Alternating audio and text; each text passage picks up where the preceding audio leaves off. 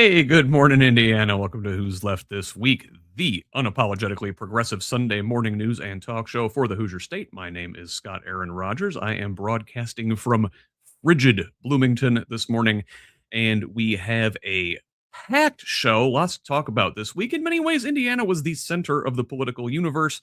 Obviously, redistricting and the flaming end to that gambit is our top story of the week. We'll get to that here after a few minutes.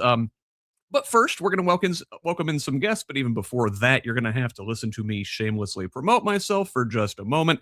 If you would, please, we appreciate a subscription over at HoosLeft.us. You can help this program and this project succeed with a little bit of financial support. And normally that's $50 for a year or $5 a month. But now until the end of the year, I only need about $350. That's right, 30% off, $350 a month or $35 a whole year. That offer extends until the end of 2025. If you can't commit to a subscription, there is an option to make a one-time donation. I've got this QR code right up here at the top of the screen that'll take you to our Venmo page. And listen, I know things are tight, holidays.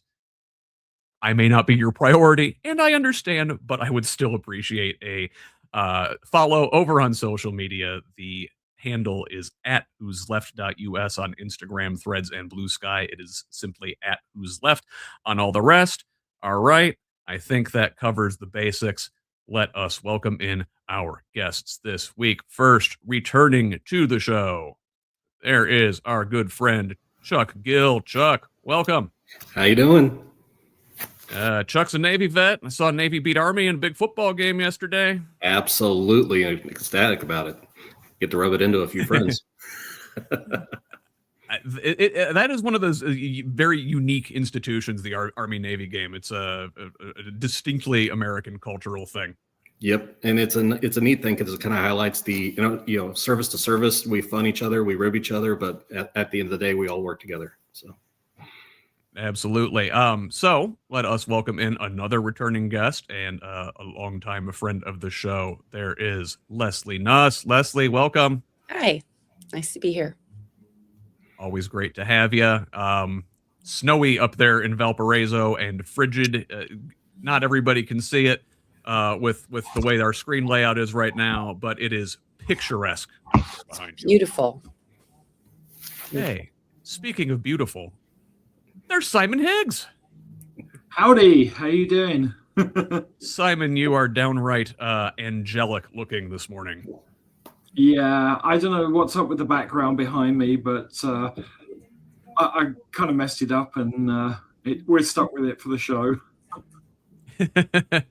That's all right. I think it looks great. So, listen, we've got a lot to talk about.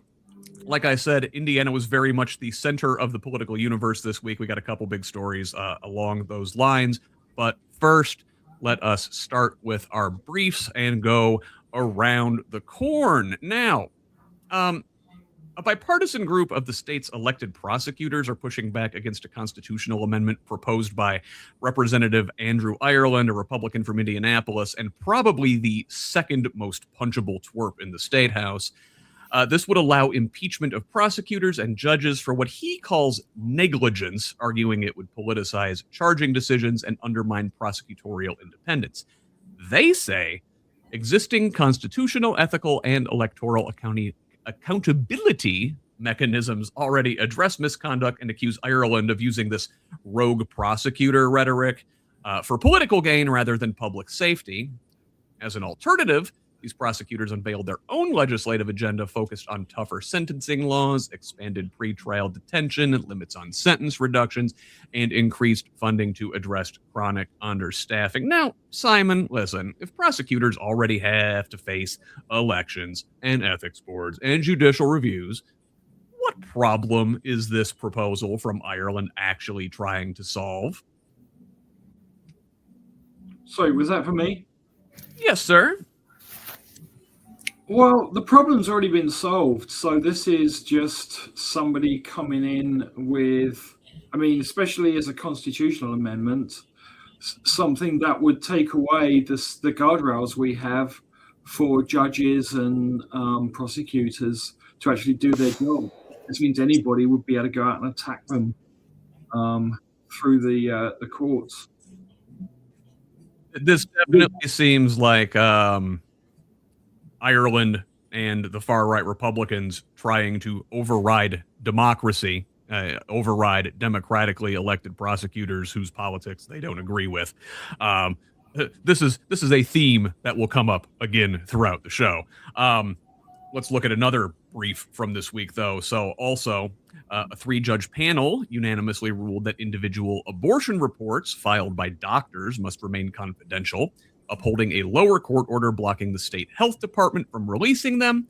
The judges said the reports are protected medical records, even without patient names, citing privacy risks in the context of the state's near total abortion ban. Say it's a lot easier to perhaps identify the cases when there are so few anymore. Now, this decision preserves patient and physician confidentiality for now, though the case could still be appealed to the Indiana Supreme Court. Leslie, I'm going to ask you about this one. So, this ruling treats abortion records like any other medical record. So, why is the state treating the underlying procedure as different from any other medical procedure? It's really just misogyny, and it's hatred towards women. It is to instill fear and to let women know that they are under a patriarchal control. I had a very dangerous miscarriage where I could have died, and I do believe that a D&C is classified as an abortion. It's nobody's business as to the records. It doesn't help women who suffer a loss and have to go through grief, and it really doesn't do anything positive. We need to stop this infighting between genders, between everything, and, I'm just going to keep saying it today, the whole program. It's the oligarchs versus the rest of us. And anything else, taking your eye off of that ball means you don't actually think about what the real future is for all of us. And, this is just ridiculous. It's ridiculous. And that's why it was voted down. It was defeated. Yeah, let's keep our fingers crossed that, this one holds. Again, this is very small victory in the grand scheme of things, but something to latch on to nonetheless. Now, along those lines, I guess, as we're nibbling around the edges and hoping for scraps, I've got a couple stories here that I sort of want to tie together. This one from the Indiana Citizen. So, lawmakers reopened debate over how to curb hospital medical debt practices, acknowledging that they still haven't found a workable compromise after 2 years of effort. Senate Bill 55 would require payment plans, limit wage garnishment for low-income patients, and bar liens on primary homes. But hospitals and collections agencies warned it could disrupt existing systems. Let's cry the collections agencies a river. Now, with Hoosiers collectively carrying $2.2 billion worth of medical debt, the committee agreed to the problem is urgent, but left the bill unresolved heading into the 2026 session.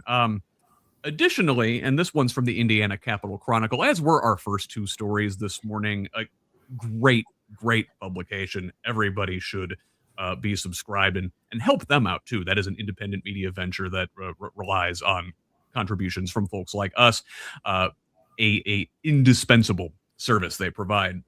But the story that they highlight this week that says the Indiana Conservation Voters and Citizens Action Coalition, a pair of consumer advocacy organizations, released a sweeping reform plan aimed at lowering energy bills, with proposals focused on low-income discounts, a summer shutoff ban, and tighter regulations of monopoly utilities.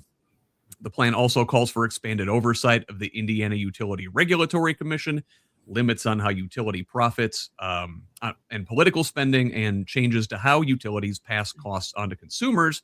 Now, the utilities acknowledge affordability concerns, but pushed back, arguing prices are below national averages and existing assistance programs already help struggling Hoosiers. Now, Chuck, I want to ask you about this one because, you work in infrastructure, right? Water is your purview, but like we all agree water is absolutely necessary and should be managed as a public good. Well, aren't hospitals and power utilities also, if not as essential, nearly as essential? And why does the state keep having to jump in, or groups like these advocacy organizations have to nibble at the edges to stop these private enterprises from wrecking people's lives, when we could be managing these things publicly in the public good. Yeah, you hit it kind of right on the nose. I mean, utilities, especially, water, power, healthcare, all these things are essential to human health and safety. And where you get the mix, or where you get the interesting tie-up, is where you get between the investor-owned utilities versus the regulatory structure. And let's face it, for-profit utilities are literally that. They're there to make money for their shareholders, so that they have that first, customer service second.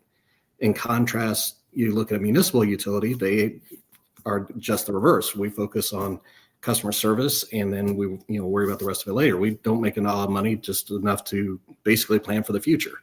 Now, a lot of that, they'll say, well, we can't afford to do this, or we can't afford to do that. Well, okay, cut down how much you're paying your CEOs and executive officers, and then come back and talk to me. But it's the perspective. They have to focus on what's the more important criterion. Are you there to protect the public resource, or are you there to gouge it?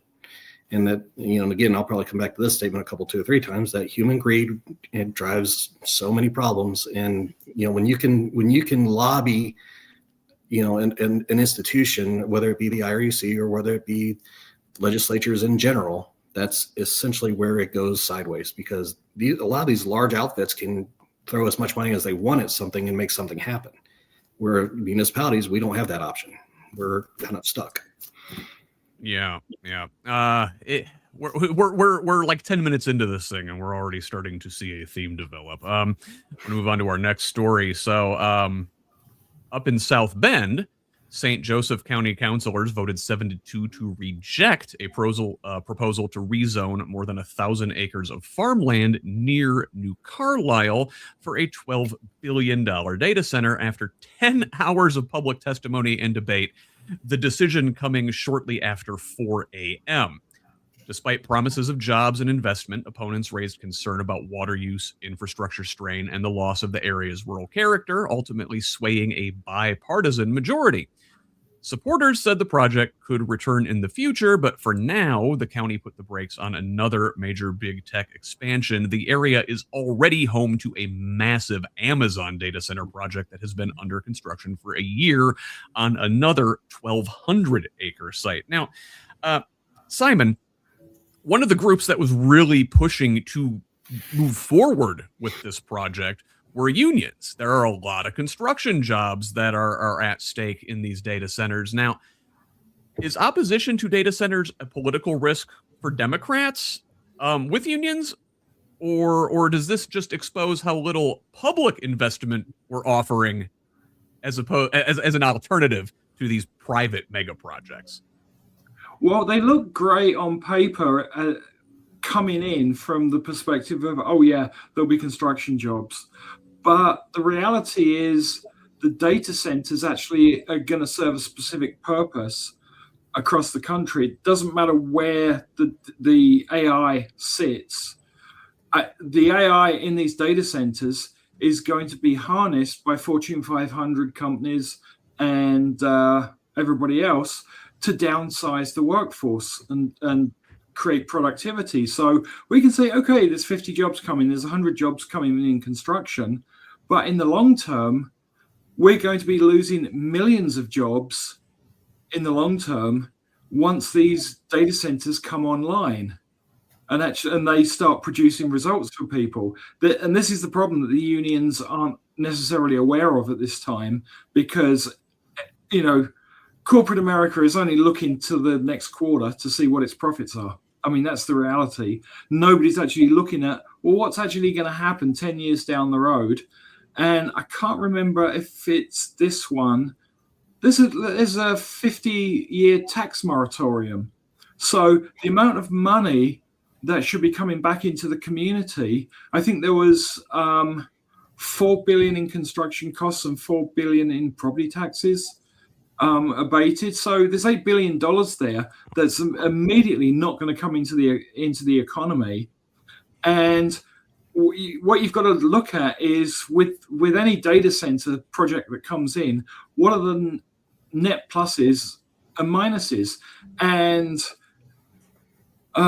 Indiana Economic Development, which is the where most of this is being pushed through, they are just not aware of anything other than being taken out to dinner and being given a shiny meal and a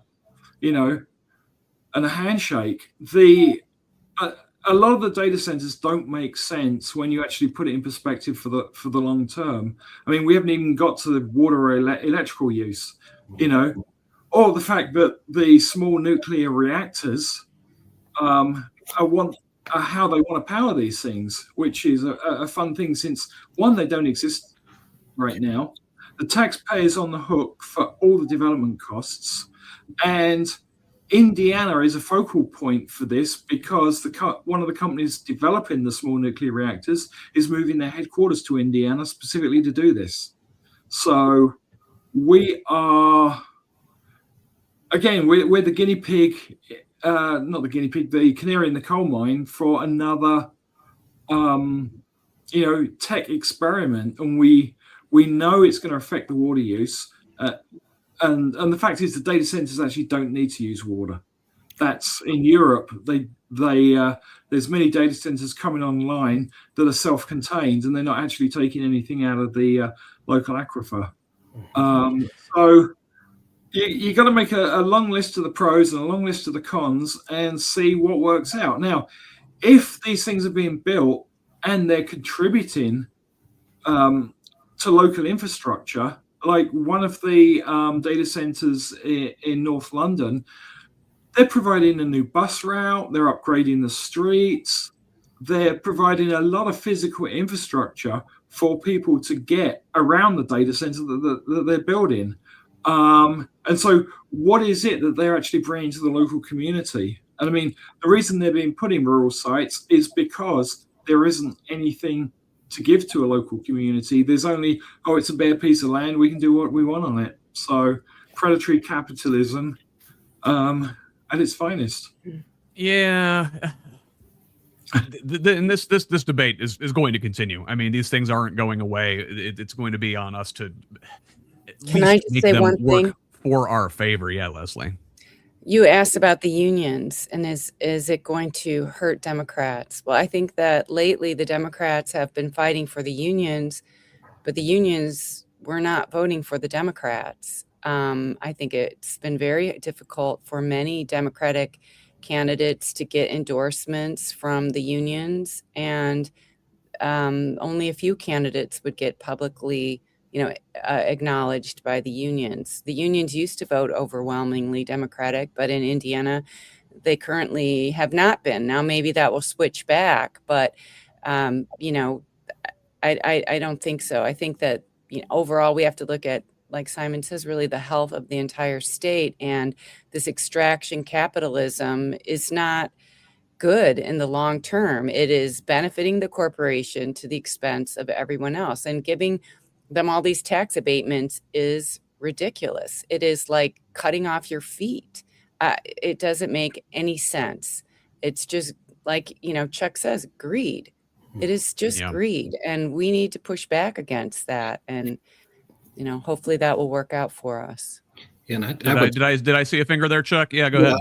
I just wanted to echo in on because Simon, we're all hitting on the same kind of point, that the investment in where these things are going in, like especially in rural counties, when they think that there's no infrastructure to improve upon, that's actually kind of a fallacy if those local government agencies don't push back against that, because there are roads, there are sanitary needs, there are drinking water needs, there are all these things, and I can say this because in Hancock County we got a bunch of stuff happening here all the time, and that's one of the problems we're facing is how do we do these things and support people in a healthy and safe way? And if we're going to have these big projects coming in, instead of giving them an abatement, make them invest in the infrastructure. Hey, upsize this main, run this main up to here, serve this subdivision with sanitary and water for us, or get us up there. Those things can be done. The problem is the public has to force their people to advocate for those things. And I think that's where we need to work on. We've shown some life with that here recently, and I don't want to jump ahead of the ball game here, but it can be done. It can be done. Yeah, it really comes down to do these tools work for us or do we work for them? We could do a whole show just on this, but unfortunately, I have to move on. With our last kind of. Oh, you're killing me, Simon. Go ahead. Yeah, because we're talking. The question was political risk for Democrats with unions, and I don't think it's a risk. Because we're in a point in time when so much has been demolished, so much budgets have been cut. We're at a place where we need imagination, and we could, a data center could come in. It doesn't have to use the water. Now think about if all the heat was pumped into the roads right now to clear snow. It's little things like that. We have to be imaginative and think, well, we've got all this stuff here. How can we benefit from it? Rather than it just being a net loss to the community. So I'll just leave that there. We're going to have an imagination Christmas this year, Simon. Yep. So let's move on to our last brief here. IU School of Social Work lecturer Jessica Adams is back in the classroom after having been removed for 6 weeks under Indiana's intellectual diversity law, but says her classes are now being monitored and that she was found guilty of violating the statute. Faculty and student groups protested, arguing the law chills academic freedom and turns classroom content into a political litmus test. The case has become a flashpoint in a broader fight over free speech, state oversight, and ideological control in Indiana's public universities. Leslie, if you're forced to be monitored for thought crime in the classroom, does academic freedom still even exist? Well, I think that's a good point. It's definitely being chipped away at, which has been the radical right's game plan for just about everything over the past 50 years. Chip away at things bit by bit until you've weakened the structure and the thing collapses. But they're, again, cutting off their own feet. We need an educated population, and we need smart people to be continually working on the solutions for our own survival. And I thought that there was something interesting recently, right? Like a tip line where you could report any professor and they would get, removed. And then people said, okay, fine, report every professor and have it backfire. But it is really just this, it's a distraction, right? It's to keep this infighting, us versus them, and forget about the real problem, which is the oligarchs. And I just saw something. It was 140 times the amount of political spending in 2024 versus the year 2000, over $1 billion, much of that going to radical right candidates. And that is what they want us to take our eye off of. And it really does not serve the general population to continue this way and to ignore what is really, really going on. And, it needs to stop. We need to stand up. We need to support the people who are doing the good work. I mean, of course, you're not going to agree with everything that comes out of a professor's mouth, but that's what education is supposed to be about. Education is supposed to be about teaching you how to think, and to educate you about our past, our present, and our future. Well said, Leslie. So let's dig into the next couple stories a little bit deeper. Now, I said at the beginning of the show that Indiana was very much the center of the political universe this week, and this next one, I've got a couple stories here, one from a national angle and one from a local angle about the same story, that sort of highlights this intersection. Now, from NPR, the Trump administration announced $12 billion in one-time payments to farmers to cushion the blow from its own tariff hikes, especially for corn and soybean growers. It's essentially a bailout for damage caused by Trump's trade policy, paid for through the same USDA fund he used during his first term and framed as a bridge until his economic agenda supposedly starts working. Now, the subtext is obvious here. Tariffs are hurting rural America right now. Input costs are up, crop prices are down, and the White House is scrambling to keep farmers, one of Trump's most loyal constituencies, from feeling the consequences before the next election. Now, zooming in and looking at it here in Indiana, this is from WANE up in Fort Wayne. Farmers say the $12 billion package is a temporary Band-Aid and not a sustainable solution. Corn and soybean growers in this state describe being squeezed by years of rising seed, fertilizer, equipment, and land costs, coupled with stagnant crop prices and trade wars slowing exports, especially for soybeans, more than which of half are sold overseas. The message from the fields is regretful. You know, the money helps farms survive this season, but they don't want a handout. Long-term stability depends on predictable trade, stronger domestic demand, and markets that actually let farmers turn a profit. Now, a couple questions here, and I think I want to start with you, Chuck. So listen, if tariffs are a policy choice and this farm bailout is the fix for damage that those tariffs cause, isn't this just a case of the government socializing the losses of its own economic failure? Short answer, yes. I mean, it's like deja vu. I mean, we had this, like you said, in the first term, when this individual was, I'm going to be a little diplomatic in my terming here, was in office. And so, you know, it's like giving an arsonist a pat on the back for putting out the fire that they started. And, you know, tariffs, you know, when applied without thought or policy or consideration, here's the result. I mean, quite frankly, we're seeing how bad international policy actually happens. And you're right, farmers don't want this bailout. I've heard that consistently from almost everybody in the ag sector. They want to be able to have a market, know that market exists, know how to plan for that market, and sell their goods. That's what they thrive on. That's what those folks need. And they thrive on that independence, being able to manage their own businesses. This here is basically making the government become their sole source purchaser. And they, yeah, again, hello, socialism. No, I mean, well, not necessarily socialism, maybe towards the other end of the spectrum, but you know, you get the idea. Well, no, about that. I mean, listen, you talk about the farmers value their independence, right? I mean, they want to go out there on the open market and earn a profit, but with this bailout, I mean, listen, you're not going to shoot yourself in the foot. You know, you need to get by, but right. Isn't this just building that culture of dependence that conservatives always cry about?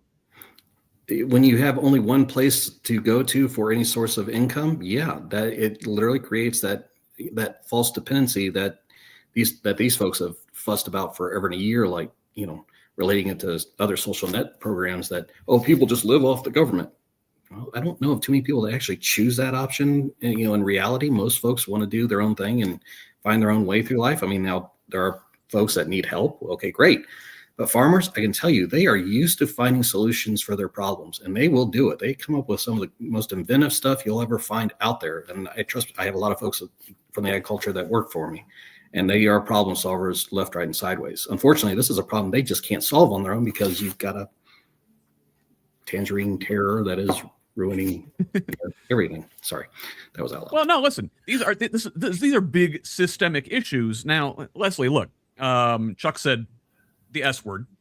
Farming has depended on public support since the 1930s, right? Price supports, subsidies, the disaster aid. Why is socialism only a dirty word when it applies to workers instead of landowners? Because it's just all propaganda. You know, honestly, my grandfather was a farmer. My father grew up on a farm. And, you know, I own farmland, and my aunt and her son run a trucking company that hauls grain, right? So my aunt actually complains that when the crops are bad or something, you know, the farmers get a subsidy, but she does not get one for the trucking. And so there is actually some awareness of that. But, you know, what is the larger play? Is it tariffs to destroy the market so farmers are forced to sell their farms to J.D. Vance's company, private equity that ends up buying them up. Then they seek new markets, drop the tariffs, then JD Vance and them hire all the farmers as workers, but they've lost their farms. You have to look at like, what's the long-term plan here? Nobody wants to grow, 100 acres of soybeans and have it sit and rot. You want people to eat it or whatever. It is just, nobody wants a warehouse like that. So I think, this has been many, many years of saying socialism. It's just like the boogeyman. It's, I love the Disney movie Beauty and the Beast. And it's just like Gaston saying, the beast will make off with your children. I say we kill the beast. And it's always socialism will do this or whatever. And it's the people need to just wake up and stop being, have their, their emotional system being pricked by these words that get them to stop thinking critically. They need to think of the big picture. And hopefully the farmers will wake up and say, why do we keep voting this way when this administration seems to be ruining our livelihood?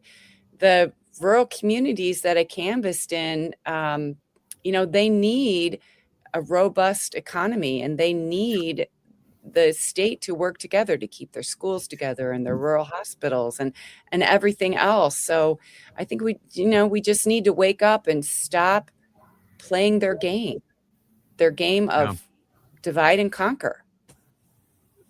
Simon, Leslie was sort of getting at this, and I mentioned it, a minute ago. The farmers, agriculture community have been major Republican constituency for the last couple decades now at this point, and especially Trump. They love them some Trump. Why? We talked about the pressure being put on them from consolidation in the seed industry, consolidation in the equipment industry. You look at the way John Deere locks people in, for example. They have farmers over a barrel. That's the real enemy, right? We're fighting these culture war issues to distract from consolidation of industry, which is where farmers are really getting screwed.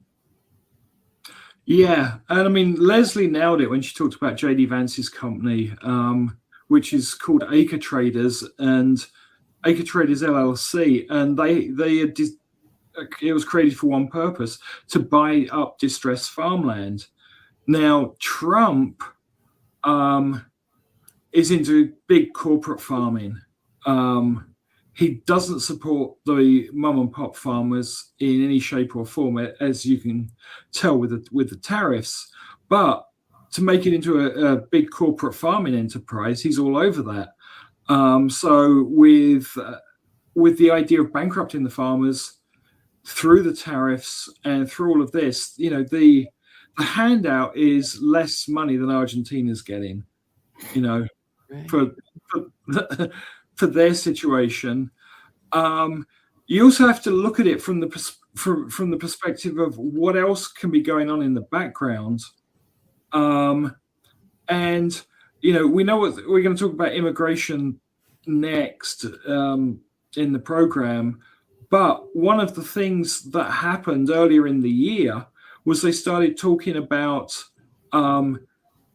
immigrants as farmers and keeping them. And Trump was talking about, looking after his people on the farms. Well, it turns out that once they're arrested and incarcerated, they become slaves under the 13th Amendment. And that's your farm workers community. The land's all been bought up. And so you really have this, I mean, I don't know another word other than to call it, this fascist dictatorship running a slave workforce. I will be happy to, labor next to you guys on the farms when we're all sent there. Yeah. So, I mean, should it be a dirty word? Socialism for the rich, rugged individualism for the poor.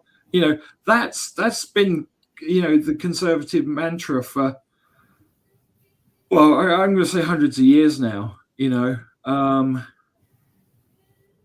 they're It quite really happy. is. Yeah. Yeah, the trickle down is actually upside down. Money trickles up to the 1%, and these are all ways that they're squeezing everybody. And like you said, with John Deere's lack of right to repair on the farm equipment, which to me just doesn't make any And sense. the others, I don't mean to pick on them. They're all bad. Well, but in the agricultural community, they're 800-pound gorilla. Yeah. And I mean, everybody's yelled at somebody for that. And there are other companies that have been trying to fix it, but their products are so complicated. It just is. How many people can solder a memory chip or SSD storage on a motherboard? Yeah. It's how many people can get into their equipment to change the motherboard out?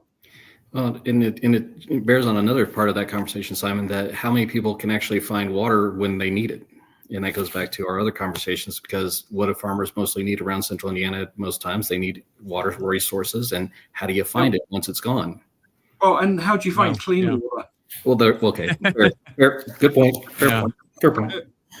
Again, this is another one that we're going to have to, explore more going forward. I mean, listen, agriculture issues are central to what we do here in Indiana, so we will stay on this story. Now, let's move to our top Indiana story this week. Again, the reason why Indiana was the center of the political universe. And bear with me, I'm going to read for a little bit. So, what played out in the Hoosier State this week was a rare, messy, and revealing crack in the machinery of Trump-era Republican control. It began quietly with Senate Republicans refusing to say out loud whether they would go along with this mid-decade congressional gerrymander demanded by President Trump, even as a committee dutifully advanced the bill. Now, by Tuesday, outside pressure groups ramped up on both sides. Fair Maps Indiana announced a pact to punish Republicans who complied Republicans who dissented, rather, from Trump, while the president himself escalated threats to primary anyone who didn't go along with his plan. By Wednesday, the focus shifted to the mechanics of power, the anonymous map drawers, the consultants, the backroom operators, underscoring how nakedly political the process had become. Thursday was the rupture, the vote. The Indiana Senate, in a stunning rebuke, rejected Trump's map outright, driven not by a sudden democratic awakening, but by personal history, institutional resentment, and a sense among some senators that they were being ordered, not persuaded. So, the Republicans who voted no justified their decision in human, relational, and institutional terms. Their language was grounded in lived experience. Jean Lysing talked about her grandson being targeted at school. Mike Ohacek spoke as a father of a child with Down syndrome, reacting to Trump's use of the R word. Greg Walker and Sue Glick described swatting threats and intimidation. Greg Good cited town halls, community cohesion, and fear of political violence spilling into Indiana. Even when they rejected Trump, they framed their resistance conservatively, right? Emphasizing precedent, conscience, and restraint, and the idea that power should not be exercised through bullying or fear. Okay, their rhetoric was defensive, not expansive. Don't escalate. Stop doing this. Don't reward threats. Don't import the national toxicity into Indiana. Now, by contrast, the Republicans who voted yes, like Liz Brown and Chris Garton, for example, made a fundamentally different argument on the Senate floor.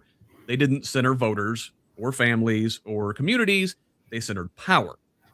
Their speeches treated elections as hazards to be neutralized, demographic change as a threat, and partisan advantage as a justification into itself, right? Where the no voters spoke about intimidation as disqualifying, the yes voters spoke as if coercion were normal and necessary, right? Where the no voters rejected Trump's pressure as improper, the yes voters framed obedience to Trump's national project as a duty, right? That's the mask off moment right there. They're not supporting gerrymandering. They're openly articulating an authoritarian logic in which democratic processes exist to be managed, dissent is illegitimate, and permanent control is the goal. Now, Garden's speech in particular was scary. Like I am literally afraid for the people in his orbit after listening to that man on Thursday. But what happened the next day makes clear that this push was not really a policy disagreement at all, but fundamentally a loyalty test. The language immediately shifted to retaliation, threats of primary challenges, warnings about federal funding being withheld from the state, and claims that Indiana had somehow declared war on the White House. Heritage Action, the group associated with Project 2025, suggested that roads wouldn't be paved and National Guard bases would be closed, crossing a line from hardball politics into something more like collective punishment. Now, Lieutenant Governor and attention whore Micah Beckwith grabbed the spotlight with what looked like an act of stochastic terrorism, accusing the senators who voted against Trump of having, quote, chosen dishonor, effectively declaring civil war inside his own caucus while sharing an image of the 21 dissenters that really eerily resembled a wanted poster. But yet, all that pressure ironically began claiming scalps not from the legislators targeted by the pedo-adjacent pastor, but from the pro-gerrymandering camp when the aforementioned Liz Brown resigned from Senate leadership, a tacit admission that the pro-map faction lost not just the vote, but its standing inside the chamber. Now, also Friday, in what may be an unrelated story, Governor Braun announced the appointment of Huntington Senator Andy Zay to the Indiana Utility Regulatory Commission, removing another hardline Trump sycophant from the Senate entirely, creating a vacancy and a caucus vote in his district that will serve as a temperature check for who controls the Republican Party in Indiana going forward. So, will attempted governance, and again, make no mistake, like, these Republican lawmakers are still wrong on nearly every other issue. But will at least attempted governments rule the day, or will this aggressive grievance be the purview of the Indiana Republican Party going forward? So let's open this up to the floor and let this thing breathe a little bit. And Leslie, I haven't heard from you in a minute. What do you think? Well, I went to Indianapolis on Monday and I gave my testimony and I addressed just about everything that you mentioned. And I wanted to appeal to the higher ideals and values of what it means to be a senator. I think that these threats of violence and retaliation are really, they're showing people's insecurity and their inability to persuade people of their actions. I've been very, very interested. I watched the Ken Burns American Revolution, and these people with their threats of violence are more like the British and the loyalists. And in fact, they are aligned with the oligarchy. They are not aligned with the people.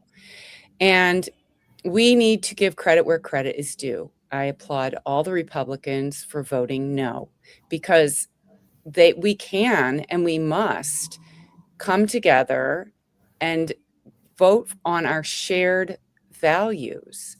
We are a state, and it's supposed to be state rights until it seems like the elite in DC want something, and then we're supposed to do what they want. But I think that Hoosiers know what they want. They want to govern themselves.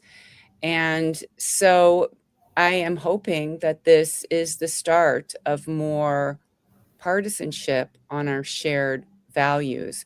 But it is this violent rhetoric that is threatening our entire species globally. It is the violence. It is the violence of the words, the deeds, and the actions. And it is everything. It is the corporate, rapaciousness. It is the terrorism. These are all problems that are created by our own species. They do not solve any problems. They are not positive. They are just very negative. And it is going to take the cooler, calm rational heads to come together, to put aside our differences and realize that we are in, I hesitate to use the fight, but it is a fight for our collective future. I mean, Chuck, you're very interested in water. And years ago, I worked as a recycling coordinator. And we've known for many, many, many years, we cannot live without clean water. And so these are our shared values that we really need to really just start coalescing around and forget about these culture wars that are just a mere distraction. And we can do this. The people can do this. And so, yes, I applaud all the Republicans for voting no. I called my senator, and in fact, I spoke to him personally a couple of months ago, Ed Charbonneau, and I said, Ed, vote no. And, and I ran against him, and I am proud of him for voting no. And I called him on Friday, his office, and I said, please tell him that I said thank you for voting no. And that's what we all need to do. We need to call our Republican state senators and thank them for voting no. We should thank our Democratic ones as well. There's been no mention of the fact that all the Democrats were going to vote no matter what, right? But when people do the right thing, we need to thank them. And we need to continue to focus on our shared values to get us out of this mess that otherwise is just going to be more difficult to get out of. Yeah. Well, speaking of this mess, Simon, let me ask, obviously this is a rebuke of President Trump, a rebuke of Mike Braun, who was a big supporter of this. He's threatening to support primary challenges as well now. Have we reached peak Trump, peak Braun, peak Beckwith? God, please go away. Did the moderates stuff the Nazis into a locker, or does Beckwith's little terrorism gambit there turn up the temperature even further? I'd say both are happening at the same time. The thing is that the pressure that came from the White House, because especially with the swatting and the threats, people are going to stand up for themselves and their families, no matter what, and the Republicans that have done that, I mean, should be applauded. We are seeing the cracks in the power that Trump can exercise. And I think this is one of the first places where I haven't been a fan of states' rights, but in this case, standing up to what is essentially a dictatorship, I think Indiana has succeeded on the national stage, saying, "Hey, no, we're our own people." I've got a quote here, which I actually keep on the front page of Organizing Indiana. And it's basically from Abraham Lincoln to the citizens of Indiana. And it says, "It is your business if the union of these states and the liberties of this people shall be lost. It is your business to rise up and preserve the union." And that was from a speech, February the 11th, 1861. And you can actually find the plaque outside the State House at 402 West Washington Street at Missouri Street. So, but basically we have, a mandate there specifically for Indiana to stand up, to the federal government if it steps out of line, and it stepped out of line. So, and I mean, I think we've been fortunate with some of the people that we've got representing us, even if they are Republicans. Where on Org Day, everything was, they voted basically to close down and come back in January. And then, of course, that got changed. So on Org Day, I went up to Rod Bray, who's the president pro tem of the Senate, and basically said thank you and shook his hand. I got a momentary glimpse, into someone that was emotionally exhausted, and had been bullied. Clearly, I got the feeling he'd been bullied, but he stood up and he represented us. So, from that perspective, he comes across as one of the good guys. Now, the funny thing is, Morgan County is now turning into some of the good guys. Peggy Mayfield also voted no. So, that was a surprise. And I think there is a moderate element within the Republican Party in the state that is just, able to stand up and say no to the stupidity. And I think they're also covering their own backs as well politically. Now, tomorrow they could be doing something really stupid. We don't know. But at least for this, they were there and they represented us. And like Leslie said, we should call them and thank them. But it's taken a toll on them for sure. Yeah. Now, Simon, you mentioned, and Leslie also mentioned, right, that we should be thanking these Republicans for doing the right thing on this occasion, and we should. But I guess let's not lose sight of the long term here. For all the celebration this week, and this was a win, but Indiana is still operating under a 7-2 gerrymandered map. Chuck, are we mistaking one tactical win for real reform? A symbolic win for progress, hold comfort for change? I think at the moment, partially. While I do applaud the senators for standing up and doing the right thing, we have to remember that the Republican House did the absolute opposite. So, to the case in point, that our own, the Indiana House of Representatives absolutely laid down for this mess. So, do I think that it's a short-term win? Yes. Do I think it's the long-term?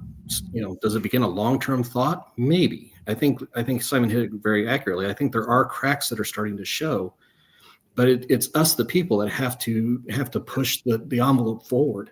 And we're only going to achieve real success at the ground roots level. And if we don't stay engaged, if people do not stay engaged in the political process, then we're going to lose it just that much more, because this isn't going to be the last time they try something like this. They've tried it once. It'll be tried again. The only way we can do it is by hopefully getting a bill or getting the, I heard a couple times during the, I think it was in the House of Representatives when they were doing all their speeches and all this stuff, talking about, as long as, since Congress hasn't acted, we have to do what we have to do. There shouldn't be this gerrymandering, but it is what it is. Well, two wrongs don't make a bloody right. So, I think honestly, and right now Congress is paralyzed, for lack of better terminology, because they can't figure out what they're doing. But I think us as Hoosiers can sit there and say, look, we're not going to have this mess anymore. We need to have that independent agency, draw the congressional districts according to what makes sense for Indiana, not for what makes sense for any one political party. And I'll admit it, I'm saying it doesn't need to favor anybody. It needs to be even slate. That way the ideas and the policies can be evaluated by all, and the people can have their choice. And that's what it should be. The unfortunate part to all this is that in that whole statement that they have a bill in there to restrict ranked choice voting this legislative session. So saw that. Yep. And then, so there you go, that they're still trying to limit the power of the people to select who their choices are and how their choices move forward. So I think unless we do a complete, and I hate using this term, but a complete reset in the idea of saying, look, this kind of infighting, and this hits back to Leslie's point, we have to look at our collective good. What if we're not going to work together for the collective good of all of us? What are we doing? We're basically electing to go extinct, for lack of better terminology. Correct. I'm not sure I agree with the going extinct, because Indiana is holding the line, and it was the only state not to lose any Democratic seats in the 24 election. So as far as that, it's held the line, and this has been a win, for not getting redistricted again. But we are showing ourselves as somebody that is capable of stopping movement towards us, and it's just building up the momentum to push back. But so far we're holding the line. So if we get investment next year, then things should move forward. About that, and I didn't have this in the show notes, Simon, but you mentioned investment, right? And Indiana has shown that, we can stand up and organize, and as such, I want to say it's the Democratic Congressional Campaign Committee. Correct me if I'm wrong on which organization it is, but they're going to invest some money in Indiana. Yeah, it's the Democratic Legislative Caucus Committee, I think. Okay, yes. And it's made up of congressional House leaders, in DC. But because they've seen where Indiana is standing, they can see that there's something happening in Indiana. They're not going to come and say, "Hey, you're a swing state now," but they are looking to come in and do exactly what we tried to do last year, which was break the supermajority in the House. So they haven't invested in Indiana, this is what I've been told, since 2014. So it has shown. Yes. And that lack of investment has shown the power being given away to the Republicans. So, we should see something next year. But if they only support 4 candidates, I'm going to be massively disappointed, because the Democrat Party in the state tried that last year, and they lost every candidate. And that's one of the reasons why the Indiana Rural Summit is trying to fill every seat so that every race is contested. Yes. And then next year, we're going to be following the Virginia Grassroots Coalitions method, which is literally getting every seat filled so it gives incentive for people to come out to vote. Even if you've got a whole bunch of people that are going to lose, the extra people that come out will generate 1, 2, 3, 4% extra in each district or precinct, but the overall number that comes out, all of a sudden it's like the statewide races you can own because you've got the momentum. And that was the big difference. They turned they flipped the governor's seat and the 2 below, and I can't remember which ones they were. I don't remember at that time either, but we know this is possible, so that's the plan. It's something, and I hope that I can get in touch with some of those Virginia organizers to maybe talk about how they did things and how Indiana can learn from it, and that's something I want to talk about in the coming months as we go forward. We are coming to the bottom of the hour here, to the halfway point of the show, so I want to change topics, but we're gonna stay with the theme that Indiana is kind of the crossroads of politics right now. And this story will span from Indiana to nationwide, and by the end of it, we're going to be getting into our U.S. stories. So let's go back to our good friend Liz Brown, who we were talking about in this last segment. Now, we're just talking about her in the context of delivering basically fire-breathing fascist speeches in defense of these maps on the floor Thursday. But when it comes to immigration, she isn't extreme enough for characters like Attorney General Todd Rokita or U.S. Senator Jim Banks. Brown introduced a bill in session that would expand cooperation with federal immigration enforcement, but deliberately limit who holds that power inside state government. Rokita and Banks want something far more centralized, enforcement authority concentrated in the AG's office with the ability to shut down businesses outright. So what's playing out here isn't a good faith debate over policy. It's another internal GOP power struggle for who gets to be the face, the megaphone for this immigration crackdown, and who gets to turn that authority into political capital heading into 2026. But the political quickly turns personal once it leaves the State House. Here in Bloomington, an Afghan man who entered the U.S. legally, applied for asylum, received work authorization, and followed every rule, was pulled over after an English class and quietly disappeared into ICE detention. His family still doesn't know why. He isn't accused of a crime. He works for the university. He and his wife are expecting a baby. Now, his case is pending, and he's due to appear before a judge Wednesday, but, with this administration, you never know. And heading back up to Indianapolis, dozens of immigrants who did things the right way made it to the end of the process, were stopped anyway. 38 people were denied citizenship at a naturalization ceremony after being fully vetted, tested, and approved because a last-minute federal memo labeled their countries of origin high risk. No hearing, no explanation, just a closed door at the finish line. And, this is what the system looks like in practice. Not targeted enforcement, not the worst of the worst, like they say, but broad suspicion and, again, we mentioned this word earlier, collective punishment. And that's the system that Department of Homeland Security Secretary Kristi Noem showed up to defend in Congress this week. The arrests, the detentions, the deportations to third countries, the sudden rule changes, the mass suspicion aimed at entire nationalities, all of it, she said, keeps her up at night for the opposite reason that one would suspect. The reason that keeps us up at night. Not because innocent people like Amir are being swept up, but because there might still be some she hasn't caught yet. Yes, got to catch them all. I guess Noem can add Pokemon trainer to her dress-up rotation.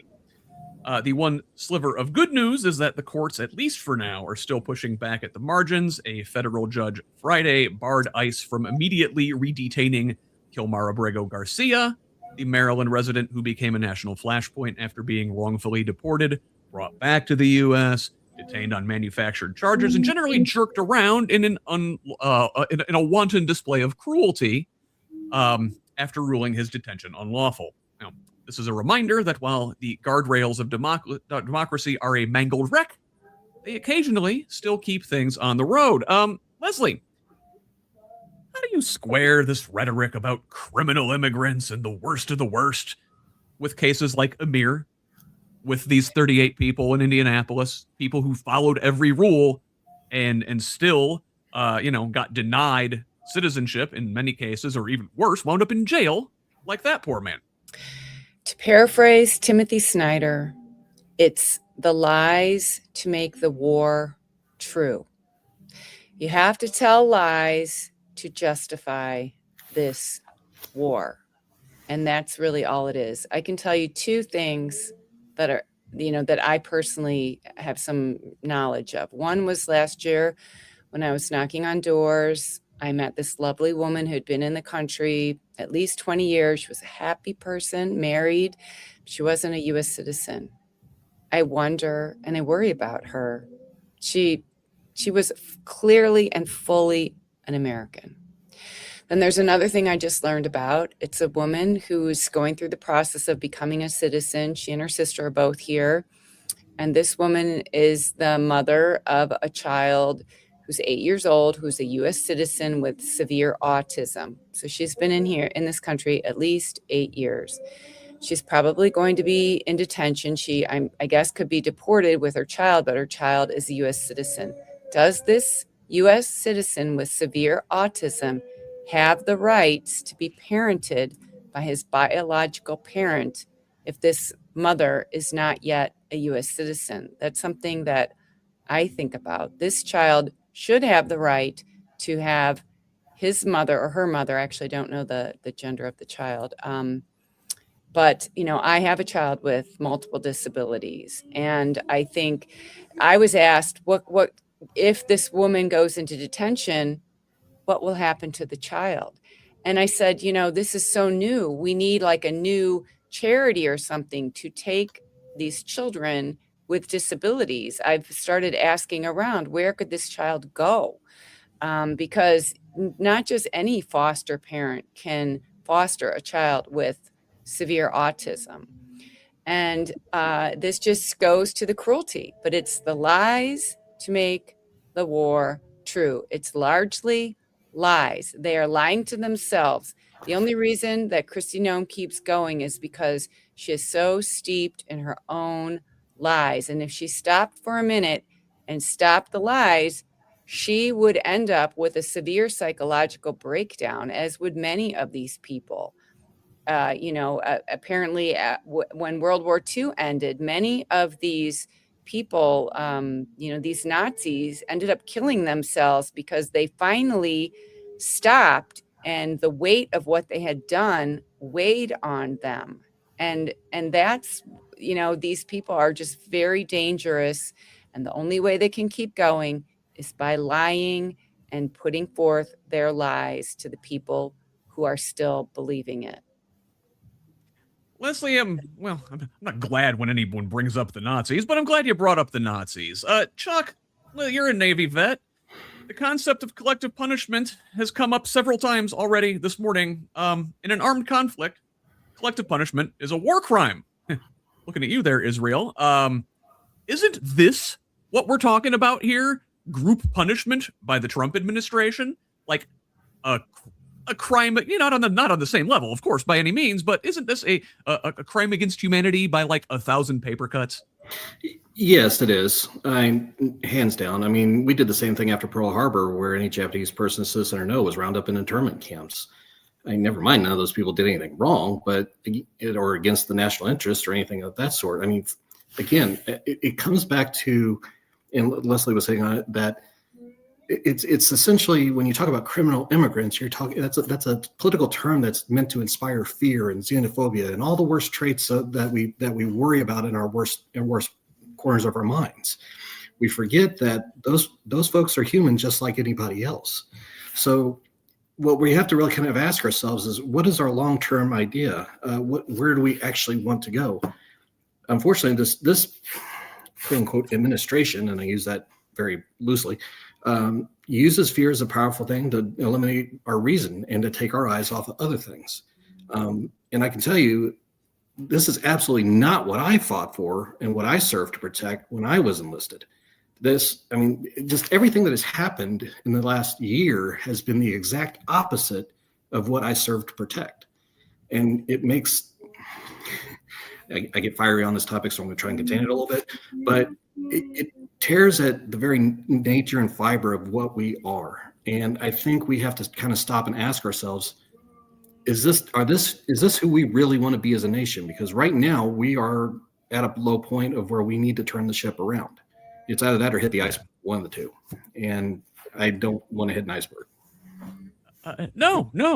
I mean, listen, you're a Navy guy. You know what that entails. Simon, listen, you are an immigrant. You have navigated this process. I will let you expound. Yikes. Yeah, so originally I came here on a green card, and we tried to follow all the rules that we knew about.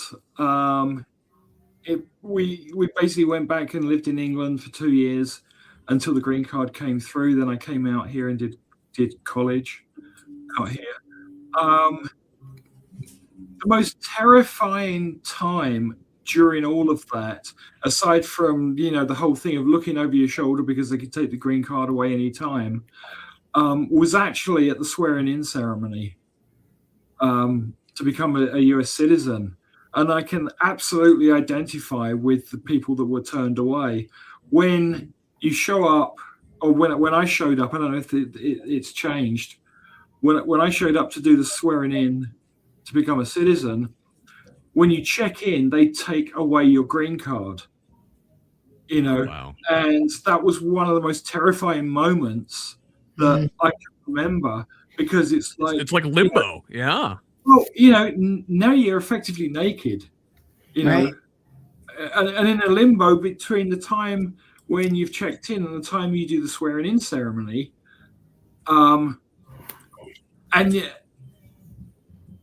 And so I can really empathize with these people that got turned away, because they went all the way there. They went, to the point where they would have had to relinquish their green cards or whatever their work document is, only to be turned away. I hope for it in their case that they've kept their documentation and their status, and it hasn't been removed, because that's one of the most horrendous things the administration's done. Is just gone, oh, look at all these people that are here legally. Yeah, let's just take that away from them. And I mean, it's a cruelty that to me, it's unfathomable that somebody would think to even do that. But the fact is, the administration is like, yeah, well, we just don't want those people here. So even though they're here legally, let's just get rid of them. I mean, and then even going as far as taking away naturalization from people. Yeah. And you think about it. Well, let's take this to the logical conclusion. Trump's kids are anchor babies. All but Tiffany. Yeah. Yeah, all but Tiffany. She barely counts. All the mothers were immigrants, and all the children were born before the mother became a U.S. citizen. So there is a status for all of Trump's kids to be denaturalized, and this doesn't make any sense in a rational world. Because obviously Trump will oppose that whole idea, but this is what he's doing. And he's doing it to the point where it can happen to his own family. If he loses and somebody more draconian comes in, the retaliation Trump's doing to people, that can come back on Trump by somebody else. The only reason he ran for president in the first place was to stay out of jail. You have to remember that. Yeah. With the 34 felony convictions. So, but anyway, just going back to immigrants in general, it just doesn't make any sense to take somebody's legal status away on a basis that would even be a misdemeanor. I mean, when Kristi Noem was in front of Congress the other day, one of the guys brought up all these cases. She's deporting veterans that have served the country, Purple Heart recipients she's deporting, that have served, taken 2 bullets for the country. It's like, what are you thinking? That should never happen. And then, the list went on and on. And she's quite happy to thank somebody that's, served and is here legally, but she's also quite happy to get rid of somebody that's committed any kind of crime. I mean, one woman, I think it was, she had 2 checks bounced, total of $80. Yeah. 20 years ago. That is the basis for her deportation. That's not a reason, Think of what we could be doing with these resources. Just ignore the human toll for a second if you're a cynic. Think of what we could be doing with these man hours, with these resources that we're not doing. Show what a terrible waste it is. Biden has still deported more people than Trump has. And that's even with Stevens Miller's 3,000 a day quota. So it's not about numbers, it's about the show of force, it's about the cruelty. The authoritarian, but what's driving the authoritarian is the racism, because of the people that are being targeted. Trump's not getting rid of his kids because they're white. The only people that are really being targeted are brown and black people, and exactly as we saw with the redistricting.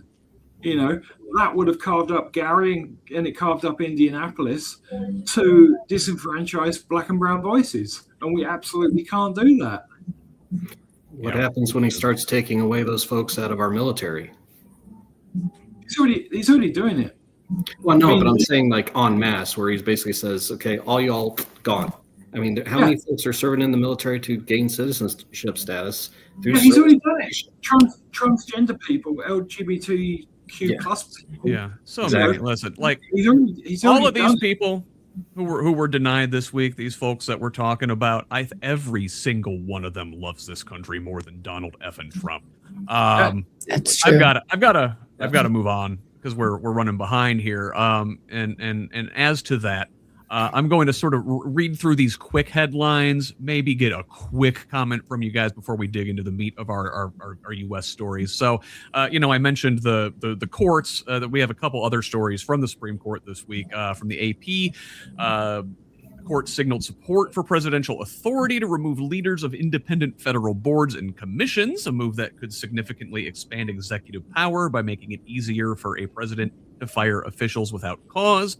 The decision reflects a conservative majority's broader trend towards strengthening executive control over government agencies.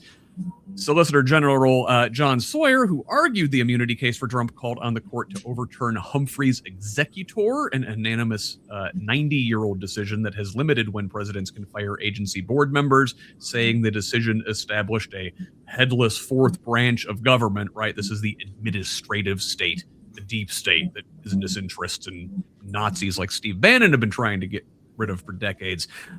In another case from the court this week, they also heard arguments on whether federal limits on coordinated spending between political parties and candidates violate the First Amendment, with several conservative justices signaling sympathy to the challengers, though they offered few clues about the outcome.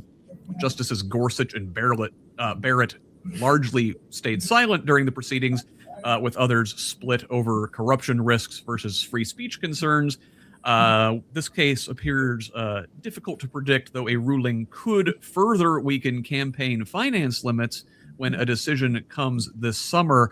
Leslie, real quick, we keep asking whether the courts are the last guardrail, but if the Supreme Court itself is clearing the path for more executive power and more money in politics, do those upstream guardrails even matter? It is a corrupt court. Plain and simple. I was thinking about it yesterday. It's like Trump is in a car, speed racing down a busy highway, just smashing into every car to get out of the way, throwing them over the edge. And people seem to think it's okay. Like if it was a real highway and the car was doing that, you'd stop it. But, they're corrupt. They take money under the table, gifts under the table. They have right on top of the table in Clarence Thomas's case. Right on top of the table, and they just don't care. They don't care. They're doing it all out in the open. They're daring us, and they have, gotten themselves into a position, and they're just giving a big middle finger to most of us in the country. And it's tragic. It's tragic to think of somebody going to all that trouble, going in those paths, law school, clerking, all those things, to be corrupt, to not follow universal principles, and just to be so easily bent. It just shows the weakness of their moral character, and that they're unfit to be Supreme Court justices. They should be removed, or the court should be diluted with additional members, which it should be anyway, because there's been this argument we should have one for every circuit or something, and we are up to like 13 circuits now. That would give you 13, yeah. Right, where we used to be 9. But they're going to keep abusing their power until they're stopped. Plain and simple. We've got to do something big about the court, about the redistricting, about the, open corruption, the open cheating that we've been, seeing from. And they don't seem to think that it's ever going to, splash back onto them. But like I say, people pass down more than their material wealth and their genetics. They pass on who they are as a people, and their descendants are going to be negatively impacted by who they are as a person and what they've done in their lifetime. I guarantee it. And you just have to look at the history of people who have been bad and corrupt, and look at their children and their grandchildren and their great-grandchildren. And honestly, if they really cared, they would behave in a different way. But some of them don't. Like Clarence Thomas, I believe, does not have any biological children. So, but it does impact your descendants will look and see who you were and what you did. That's my warning. And I hope they're embarrassed at the very least. Hey, speaking of doing nefarious things out in the open, we also got a new batch of photos from Jeffrey Epstein's estate this week. House Democrats released a bunch of photos showing figures including Donald Trump, Bill Clinton, and the former Prince Andrew, as well as right-wing political operative Steve Bannon, billionaires Richard Branson and Bill Gates, filmmaker Woody Allen, in a surprise to nobody, former Treasury Secretary Larry Summers, and law professor Alan Dershowitz. This is part of a broader effort to pressure the Trump administration for transparency as they are forced to release the long-awaited Epstein files. Democrats and an unusual mix of Republican allies demand justice for Epstein's victims, while Trump allies accuse them of cherry-picking images and insist there is no evidence of wrongdoing by the president. Now, Chuck, listen, with everything else out there, and, theoretically, we're supposed to be getting a bunch of files in the next couple weeks. Did these pictures move the needle at all, or are we just treading water waiting on the big stuff? How do you parse through all the insanity that it is? And and again, I've said this many times over this past week. Make it make sense. And I've heard this from a lot of folks. Like, we don't care who's in the files. Like, whoever's in there and did wrong, they need to be dealt with and held accountable to those actions, because there's no moral standing to it. But as far as treading water, if I were them, I'd be seeing well, wait a minute, water's way up there, I'm way down here at this point, because it's going to drown the majority of those that are involved in it. And the Tangerine Terror is no exception to it. And he's not going to be able to deflect this. Oh, I knew nothing about it. Right.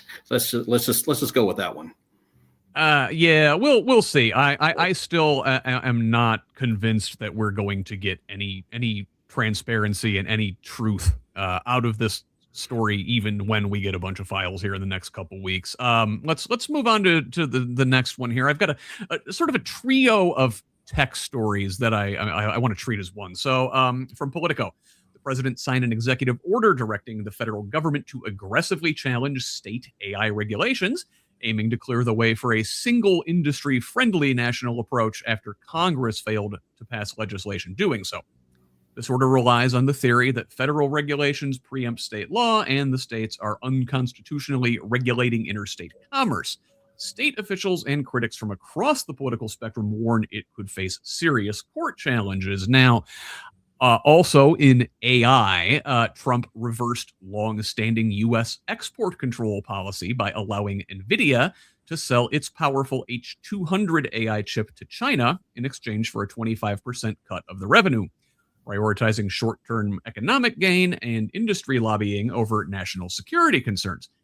Bipartisan critics warn the move risks accelerating China's AI and military capabilities, undermining allied export controls, and effectively putting America's remaining technological edge up for sale. And, I've got a couple more stories in the show notes. You should be subscribed to receive this delightful treasure trove of information summarizing the week's news from Indiana and beyond at HoosLeft.us. I got a couple links in there, one from the very conservative National Review and another one from CNBC talking about very liberal Senator Elizabeth Warren's concerns about the same thing. Simon, listen, if AI is as economically and militarily consequential as everyone claims, shouldn't we also be treating it like a public utility or strategic asset, even if that means national industrial policy, public ownership, or state control? And listen, if so, how do we say that without pretending that Trump is kind of moving in the right direction here in terms of having a national AI policy? I'm not saying his is a good one, but we need to have a national AI policy. Well, you have to remember, Trump, from my perspective, he stole 10% of the shares of Intel already, basically, in order to give Intel what they wanted. Now he's taking a 25% cut of revenue from NVIDIA, which, in theory, there should be, anything that's been nationalized should, benefit everybody from how it's implemented. The problem we have partial partnership with industry, which is actually, a national socialist rather than a democratic socialist way of doing things. It is we need to be nationalizing more industries. I think. Yeah, but I might be out of the mainstream on this, right. but it's the way he's doing it, right? Who is driving here? When you nationalize an industry, you nationalize it 100%. Unless it may be divided up into municipal ownership and state ownership, but as far as the general population is the owner and the beneficiary. I mean, it's happened around the world in other contexts. For the mining industry, utilities, anywhere there's a natural monopoly, that's something that should be nationalized, because the people it benefits should be the one that ultimately control it. We have the we the people thing, but we don't actually control anything. It's all some of these corporations. Some of these corporations like Nvidia and others, their market caps are such that like they're bigger and more powerful than the government itself. So we can either break them up or have the government take insert some democracy into the process. There's a national security concern to selling the chips to China. I mean, I'm assuming a lot of the chips are getting made in China. And China already has the knowledge to reproduce this. Sorry about that. Yeah, these chips, this series is like a generation behind what we've got now. But the concerns that they're going to catch up, and then what? Back in the day, people were freaking out over 56-bit encryption. So all the US would allow to be exported was 40-bit encryption. Now we're leagues beyond that, to the point where the gaming machines are usually the most powerful chipset for consumers, and they've been on the ban lists. You can't sell them to North Korea or I don't know the entire list of countries, but consumer electronics have been banned because they could be used for supercomputing purposes. I mean, we've seen PlayStation arrays, in the thousands, which is a little bit silly, but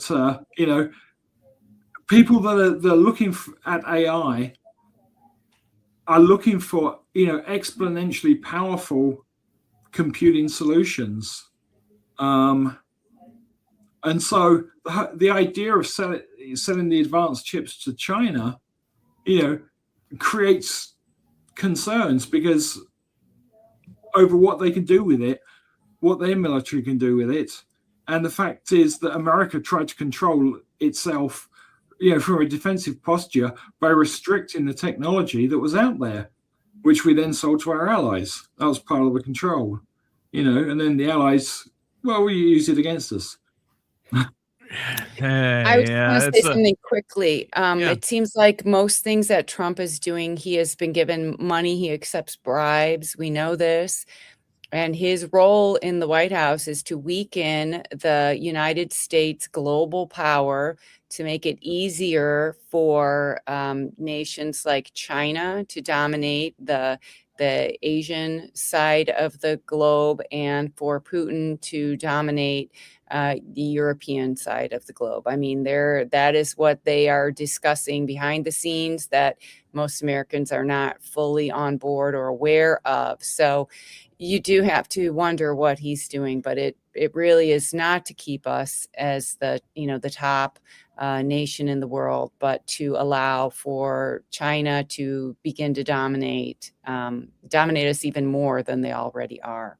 So and who's got their thumbs all up in that, Leslie, is Jared Kushner. We're going to talk about him in a second. First, we did have some elections this past Tuesday, which I want to talk about. In Albuquerque, New Mexico, Mayor Tim Keller secured a third straight term in a runoff, defeating the Republican challenger 58-42 after a 6-way general election failed to give any one candidate a majority.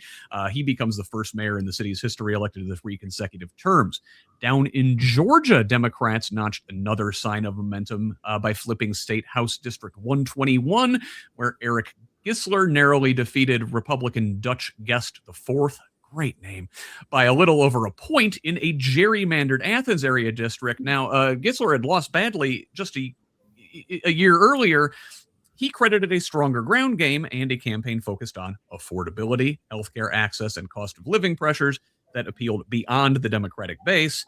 In a second special election in a heavily Republican House District 23, Democrat Scott Sanders advanced to a January 6th runoff against Republican Bill Fincher, highlighting vulnerabilities of GOP gerrymandering overreach. This was a gerrymandered district where they cut up the Athens area there in Georgia, a college town. Turned out, in this case, it bit him in the ass. Moving down to Florida, Democrat Rob Long won a special election for the Florida House District 90, capturing just over 63% of the vote. Now, this is a heavily Democratic district, but the margin marked a 7-point improvement for Democrats from last time. But the big election win this week was down in Miami, where Eileen Higgins, 59 to 41 victory in Miami's mayoral race marks a dramatic reversal in a city Democrats have not controlled since 1997 and represents a roughly 25 to 30 point swing from recent GOP wins down there. Although this race is formally nonpartisan, Republicans had dominated the office since 2008, making Higgins win a clear political break. The contest became nationalized in the final weeks, with Trump endorsing Republican Emilio Gonzalez. Now, this outcome reflects a convergence of local economic pressure and national political backlash. Higgins centered her campaign on, again, affordability, housing infrastructure, and government competence, issues that resonated in a city facing severe cost of living strains. Miami is incredibly expensive. At the same time, Trump's immigration and tariff policies proved politically toxic in a diverse, immigrant-heavy city. Now, I wanted to spend some more time on this, but we're running a little behind. But I do want to ask Chuck, we've seen Democrats outperform in virtually every election since Trump's second inauguration across wildly different regions. All over the country. Is this the early signal of a broader political realignment, or is this just proof that Republicans can lose the popular mood while repeatedly remaining protected by things like maps and political calendars and structural rigging? You know, can Democrats maintain or even build on this momentum going into the midterm elections, which is when they really need to capitalize? So I think it is kind of indicating a shift where we're seeing a rejection of the extremism that Trump and the MAGA cult have really kind of brought to bear on a lot of this. And I think, kind of to the broader point, can Democrats sustain it? I think we can, because we are centering on the idea of affordability, the real down home things that affect everybody day after day. And the local level races, and I've said this 4 times like you're shaking a stick at, the local level races from town, county, state, the whole nine, that's where the ultimate change is happening. And that's where we're seeing the greatest successes right now. And that will start translating to the larger aspects into the national scene, into the midterm. So I believe that, you know, I don't want to necessarily forecast anything, but I would say there is going to be a larger than average hit back for some of these things that have gone on, because people are just over it. They are tired of having everything constrained on them, you know, especially in an economic sense. I mean, you can only squeeze somebody so hard before they scream and say, all right, enough, I'm done with this. And that's what I think it's kind of coming down to. Yeah. We talked about this at the top of the show. Indiana, very much a bellwether, I think. If we're pushing back here, I think we may have hit the high water mark on this thing, and now is really the time to capitalize and pour resources in and take our country back. Let's look at what's been going on down in the Caribbean. You know, we've been talking about this story for the last several weeks here, several months even. So this week, the U.S. government escalated its pressure campaign against Venezuela by seizing an oil tanker in the Caribbean. This ship is called the Skipper, a vessel carrying Venezuelan crude from the state-owned oil company and long suspected of sanctions evasions tied to Iran. Now, This seizure was carried out by the FBI, DHS, the Coast Guard, and backed by the Pentagon under a federal warrant, not based on direct links to Maduro's government, but on the ship's history of smuggling Iranian oil, including past deliveries to Syria and China and prior U.S. sanctions for supporting networks connected to Hezbollah and Iran's Revolutionary Guard. Quite a storied history on this little boat. So U.S. officials say the tanker may have falsified its location data and had falsely claimed to sail under Guyana's flag, and they have signaled more seizures are likely.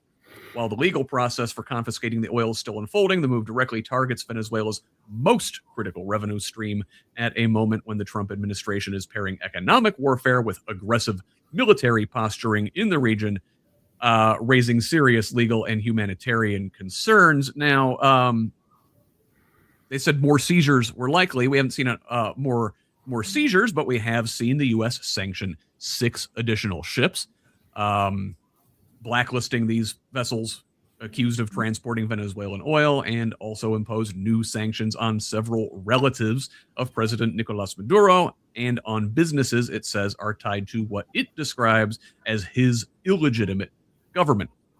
Now, the seizure of this tanker looks dramatic in the context of the drumbeat of war with Venezuela and talk about overthrowing Maduro, but it might be better understood as an extension of an ongoing sanctions enforcement campaign rather than a sudden break toward war. Slate had this article describing this situation. This vessel had already been sanctioned under the Biden administration, was linked to Iranian oil smuggling, like we said. It fits a familiar pattern of dark fleet tankers. Now, what is new is how the seizure is being folded into Trump's broader political narrative. And that ambiguity risks validating Maduro's claim of international piracy, while also undercutting Venezuela's democratic opposition by letting the regime paint dissent as collaboration with U.S. aggression.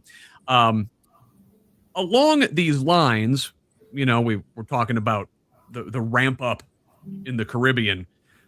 Well, the House passed the $900 billion National Defense Authorization Act this week, which both advances Trump's defense agenda and quietly reins in some of his administration's most aggressive military actions, including military maritime strikes in this same Caribbean operation, now intersecting with the seizure of this oil tanker, right? So the bill withholds a quarter of Defense Secretary Pete Hegseth's travel budget until the Pentagon turns over unedited footage of airstrikes on suspected drug smuggling boats in Latin America, which lawmakers are investigating amid concerns that they may constitute war crimes. We've talked about this in the last couple weeks.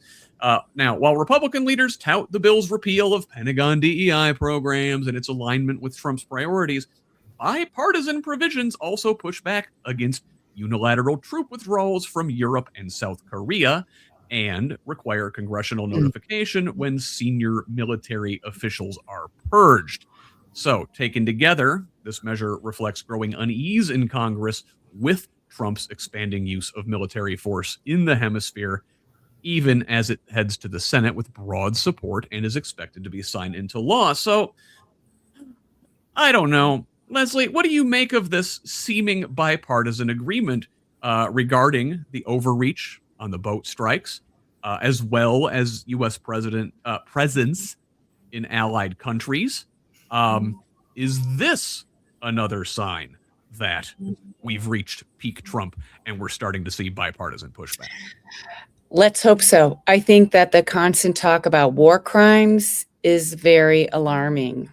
To me, as a woman, I see wimpy men in power feeling like they need to prove something. Men who've never chopped wood, washed a car, changed a diaper, many of them never had a pet. And it's bizarre behavior. And they're playing for each other, trying to one up each other. But murdering defenseless people is just wrong. Everybody knows it. It's wrong. And also, when you said the troop withdrawal from Europe and South Korea, then that goes into the narrative of weakening a defense of democracy for Putin and Xi to then move in. So I think people are starting to wake up and, Trump is very good at hypnosis, like on one-on-one, and he's been called like a spellbinder, and he can be very, very good at convincing people and being charming. But as people start waking up and going, wow, what was I agreeing to before? They come back to their senses. And it is a way to save our own country and to preserve democracy around the world. The fall of democracy around the world will really not benefit the majority of the people, the resources, the animals, every single thing. It will only benefit a few, the oligarchy. And you just have to look at Russia, the oligarchs who seized all the money of Russia, impoverished it. Then what did they do? They moved abroad, sent their children to schools in London and Paris, and enjoyed a fantastical life while their own people suffered. And something I want to bring up is, in the beginning of the war against Ukraine, Putin sold the Russian men on, we're liberating Ukraine. And those men who went into Ukraine went home and called their mom and said, oh my God, these people have, washers and dryers, things that they did not have. So they were being fed this lie that these people in Ukraine were just so, under the thumb. And yet then they realized that the Ukrainians had a better lifestyle than they had in Russia. So it is falling, and people do need to wake up out of their slumber and out of their acquiescence and being told, oh, we need to do this because we're Republicans and we need to stand firm. No, you need to stand firm for America, the people here, the present and the future. So I don't know what's going to happen, but these things do need to happen, and we need to regain our sanity and continue to stand up. So I do applaud these efforts. You mentioned the oligarchs. You talk about China, you talk about Russia specifically, and let's talk about some of the under the radar oligarchs here, and where this intersects with media consolidation. Big story this week. So Paramount has launched a hostile takeover bid for Warner Brothers Discovery just days after Netflix announced a separate deal to acquire major pieces of the company, setting off a high-stakes battle that could reshape the media and streaming landscape. Now, while Netflix struck a management-approved agreement at $27+ per share that excluded Warner Brothers Discovery's cable assets, Paramount is attempting to bypass company leadership entirely with a reported $108 billion offer valuing shares at $30 apiece, a massive premium aimed at wooing the shareholders. This move highlights competing strategies for consolidation in an industry under pressure from streaming economics and subscriber growth, and raises questions about regulatory approval under the Trump administration. With hostile takeovers historically producing mixed results, Paramount's gambit pits shareholder incentives against existing leadership preferences and could determine who ultimately controls HBO Max, Warner Brothers Film Studio, CNN, and other core assets. So if Paramount Skydance succeeds in its takeover, they will control a vast swath of American entertainment and news, which would consolidate this information in the hands of the Ellison family, with CEO David Ellison backed by the financial muscle of his father, Oracle founder Larry Ellison. The bid would create one of the largest media conglomerates in U.S. history. That prospect has set off alarms among lawmakers and regulators, with figures like Senator Elizabeth Warren and Chris Murphy warning of severe antitrust concerns, political favoritism, and the dangers of concentrating media power amid, Trump's allies. Let's look at where the money is coming from for this takeover.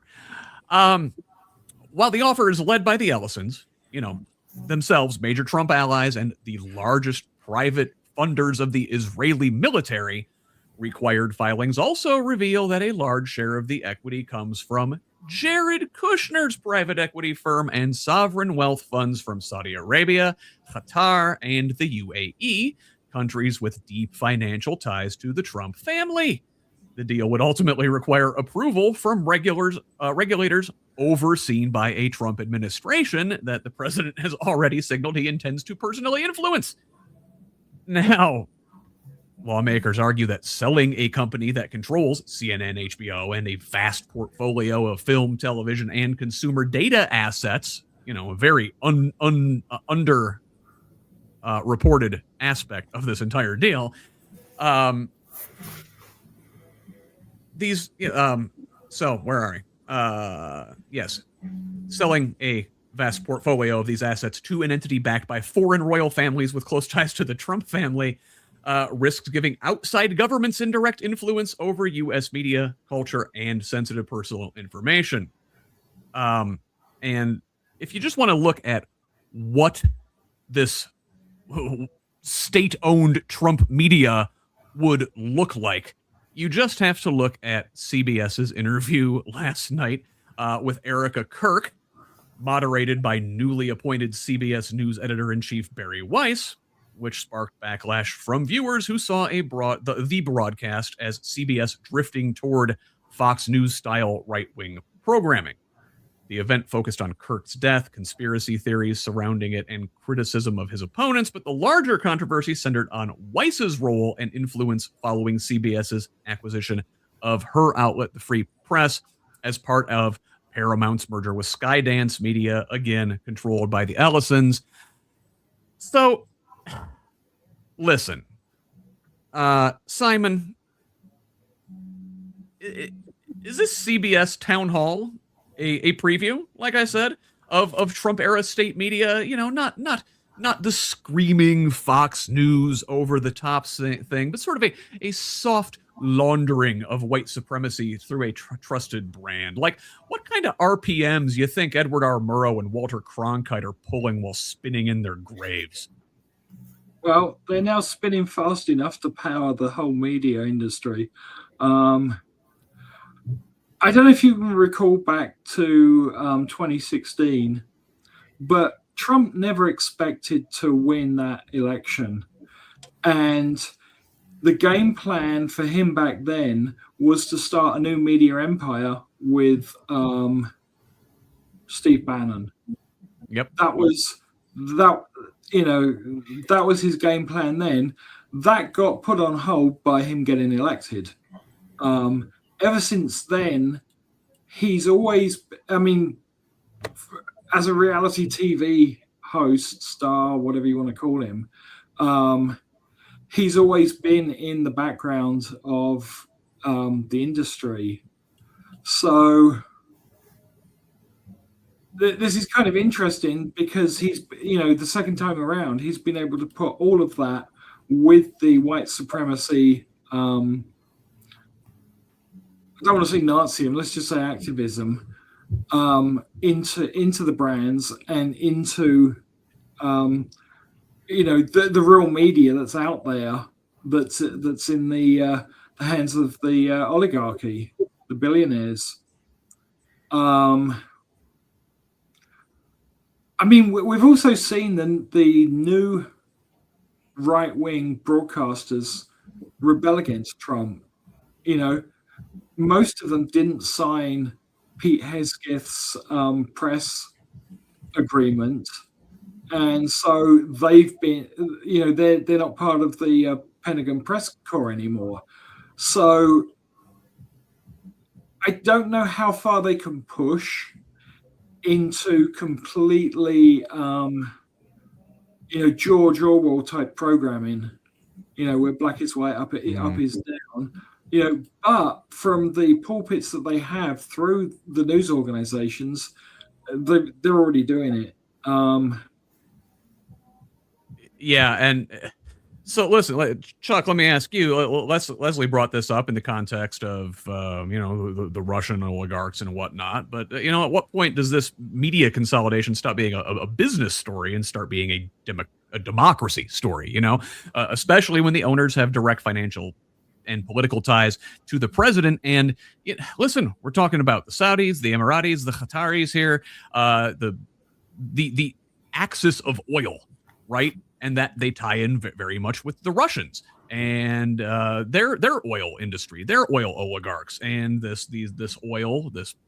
fossil fuels, the energy barons are fueling the AI boom. And so we have this consolidation, all of these oligarchs working together on this grand project.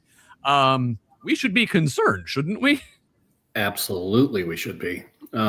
Where the point of it becomes a national security or democratic issue is right now, because the free and fair press is absolutely vital to sustaining a healthy democracy. If we don't have somebody to call out the bull when it happens, then what good is it? It just becomes propaganda outlets. And much like Fox News, and now this thing with CBS, which I can't believe still happened, but set that aside for the moment. Oh. It's to me, it's coalescing in a larger dumpster fire, that it's constant erosion at all the different frameworks that we have held as pillars of our country as being governed by the people. Because right now they're coalescing all this energy behind the people with all the money and cutting all the rest of us out of the deal. And as they continue to do that, it's just going to squeeze, and eventually it's going to end up coming back at them. But as a national defense thing, yeah, it is totally, to me, it's downright, I don't even know if scary is even an accurate enough term. Paralyzing fear maybe is more accurate. That, again, it is counterintuitive to our very founding documents and the way this country was established. We were established to be able to hold power accountable.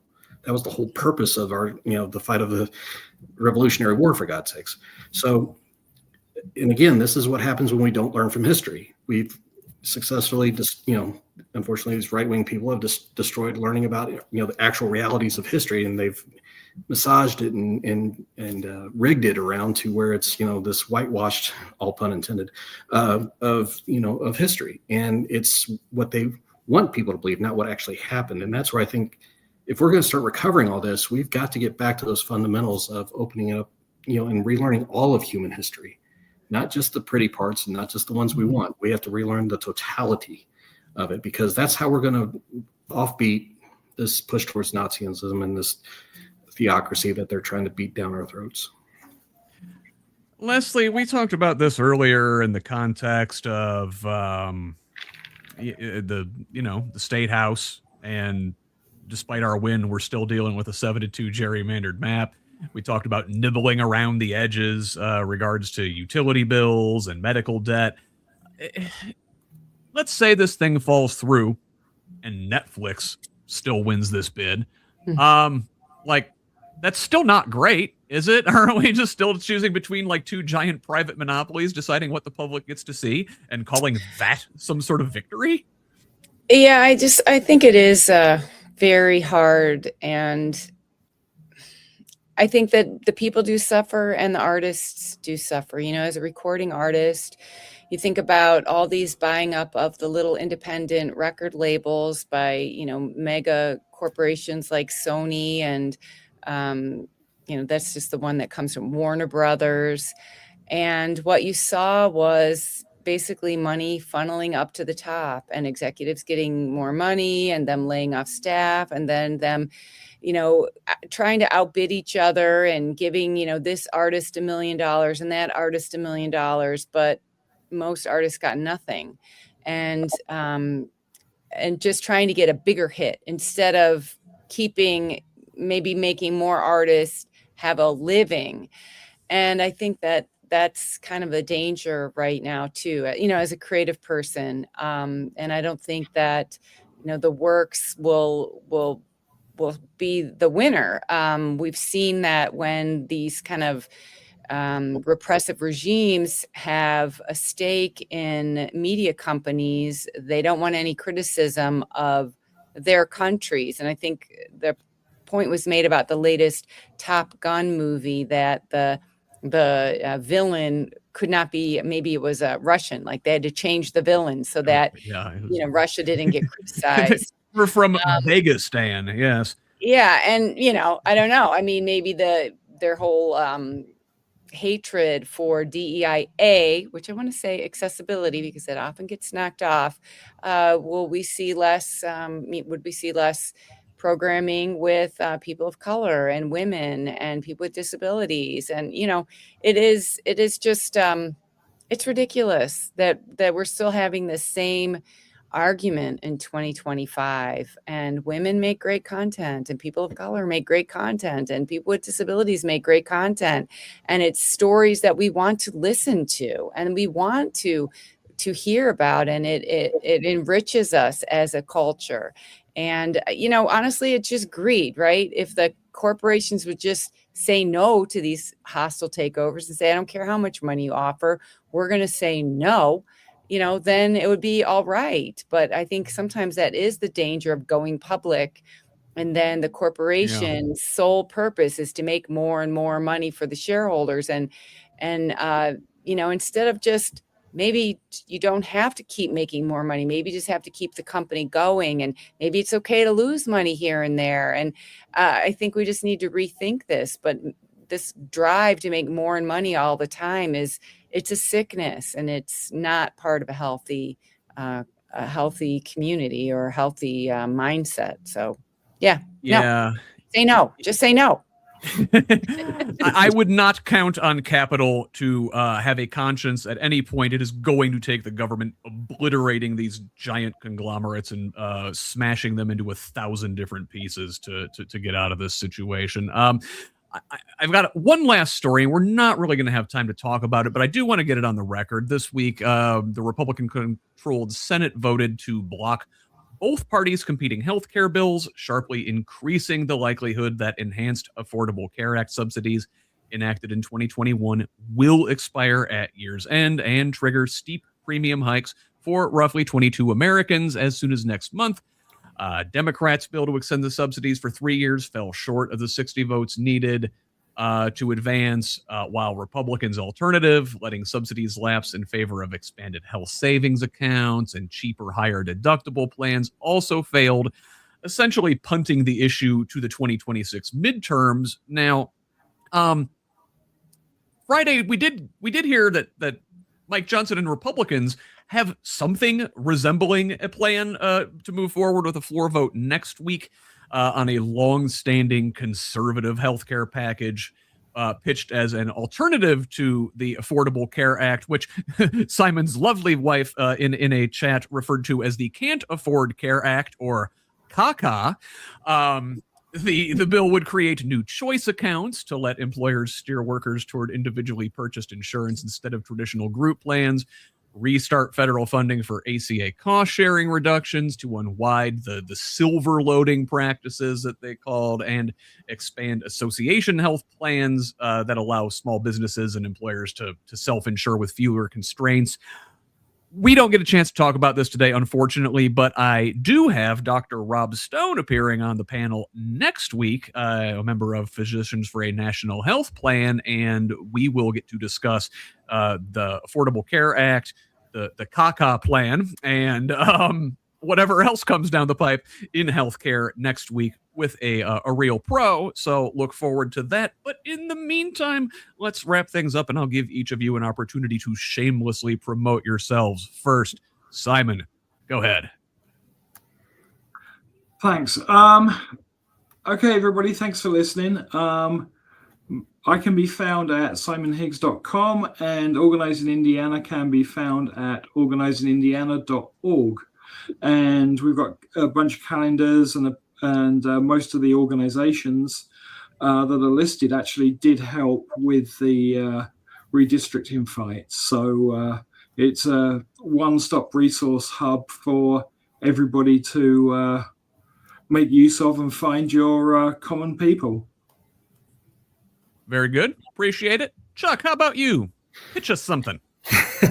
Sure. My one pitch I have is I'm available through the Hancock County Democrat Party here in Hancock County, Indiana. And if you're interested, tomorrow we are doing a speaker series that you can get onto through our newsletter. So you can just reach out and email us. We'll be having a local candidate on, John Lowenthal, who will be running for Senator Township board member. So really looking forward to that conversation. And we'll be doing more spotlights on local candidates throughout the next few months. So just look us up and get involved. Fantastic. We'll be on the lookout for that. And Leslie, finally you. My website is also my name, leslienuss.com. I have a new record called Ride at Dawn. You can listen to it on any streaming platform. It features a song that the title song I wrote with a student at Self School, where I do a music program on Thursdays, and another song that I wrote about advocating for children with special needs called Could I Sing About It? But I'm really proud of it, and I recorded several of the songs in Indiana. And so that's, I guess, the main thing. I've got a YouTube channel, but you can look it up under my name. And I think on Instagram, I'm Nuss for Us, and Facebook, Nuss for Us, because that's when I ran for office. That was my my thing. So anyway, thanks for listening, and stay strong, everybody. Keep democracy going. Hell yeah, very good. Thank you, Leslie. And one last pitch from me. Again, we are running a special over at HoosLeft.us. For all new subscribers from now until the end of the year, only $35 a year to support this project, or about $3.50 a month. That is, again, over at HoosLeft.us. That's also my handle on Blue Sky, Instagram, and Threads. The handle is at HoosLeft on all the others. Until next week, I've been Scott Aaron Rogers. Love each other, Indiana. Thanks.